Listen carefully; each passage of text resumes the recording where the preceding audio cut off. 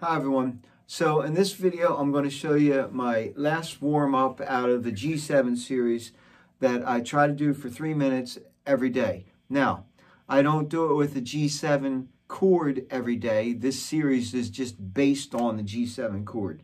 So one of the things I'm trying to learn as I practice this every day is what the notes are in G7 and where they are all over the neck and how they all relate to each other, the patterns and everything like that. The notes that make up a G7 chord are G, B, D, and F. Exercise number 1 that I do for 3 minutes limits you to 2 notes per string. And that's what I practice for 3 minutes, just doing 2 notes per string from every chord tone of G7. Picking down and up, picking different 8th notes, triplets, 16th notes. I'm not that good at the 6-tuplets or whatever they're called. But anyway, exercise number 2 is literally doing from those same chord tones just the arpeggio shapes that fall under your fingers on the fretboard as you do them, and there's different ones depending on what finger you start on. I messed that up. Exercise number 3 is really a fun one to me because it's kind of the easiest, and what you do is you take these 4 notes G, B, D, and F, and you play just the modes that happen from those notes in the key that you're in. We're in the key of C, so here's G Mixolydian, that's B Locrian, D Dorian, etc., and then F Lydian. Exercise number 4 is the hardest one, and that's what I'm going to show you right now. It's the hardest one to think about, to wrap your head around, to really remember. Exercise number 4 is simply this. You take those 4 notes, and what you do, you're in the key of C, so you start on, I'll start on the first one, G for this, and you build a triad. So this is a G triad, G, B, D. That is in fact my 5 chord in the key of C major 7, G, B, D, and as we know, it's really G, B, D, F, but we're not doing a 4-note chord, we're just doing triads. So G, B, D, and then after you do the first triad, you take the second note that you played in that triad and build that triad relative to the key of C. So B, D, F. So literally we're stacking triads. That's the exercise. So the first one goes like this: G, B, D, B, D, F, D, F, A. That's my 2 chord. So I had my 5 chord, my 7, my 2. Now I have my 4, F, A, C. Then I have my 6, A, C, E. Now I have my 1, C, E, G. Then lastly, kind of in this position, I have my 3, E, G, B. So that was from here.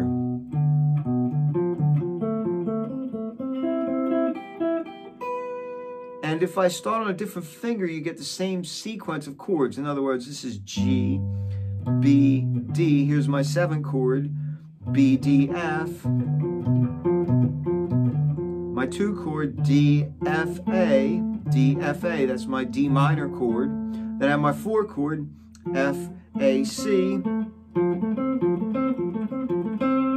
I have my 6 chord A, C, E, A, C, E, A minor.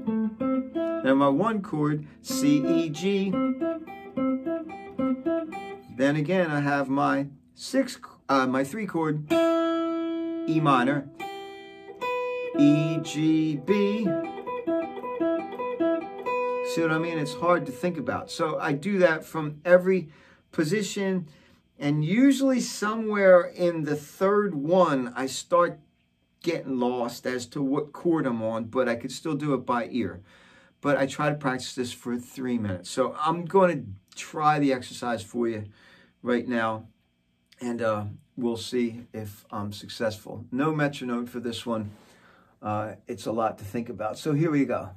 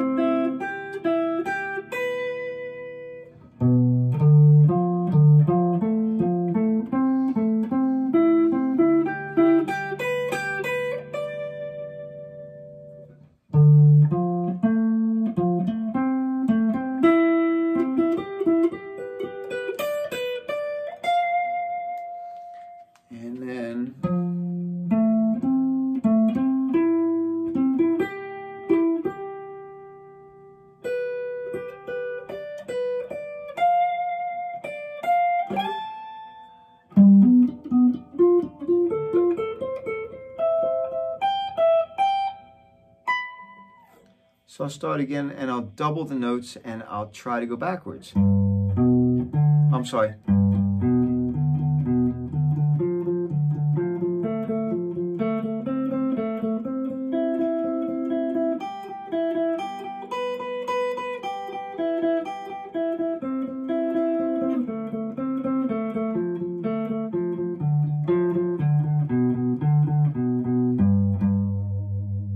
I'm going to go up to the B.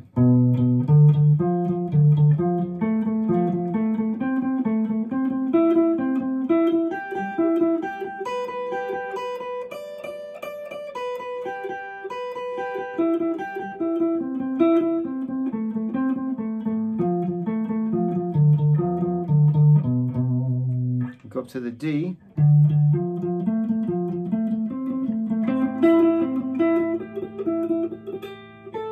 I'm sorry.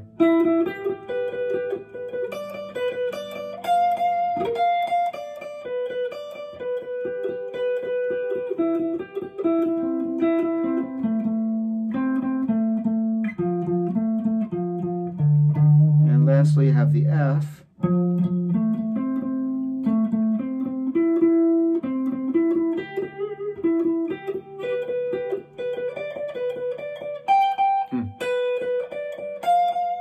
That's your 7 chord B, flat 5, 2,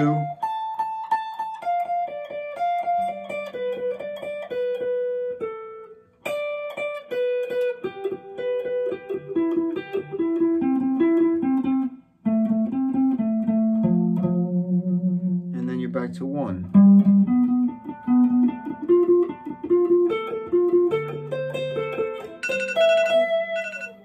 Finally, the timer rings, and that's a lot of thinking. But it's really a lot of fun, and as you heard it to the backing track, it sounds really cool. The backing track is this: G9 to G13 to G9 to G7. So I'm going to put the backing track on again for you and play real quick over it. I hope that you do these exercises. I like the timer. I like 3 minutes. 2 minutes is fine too.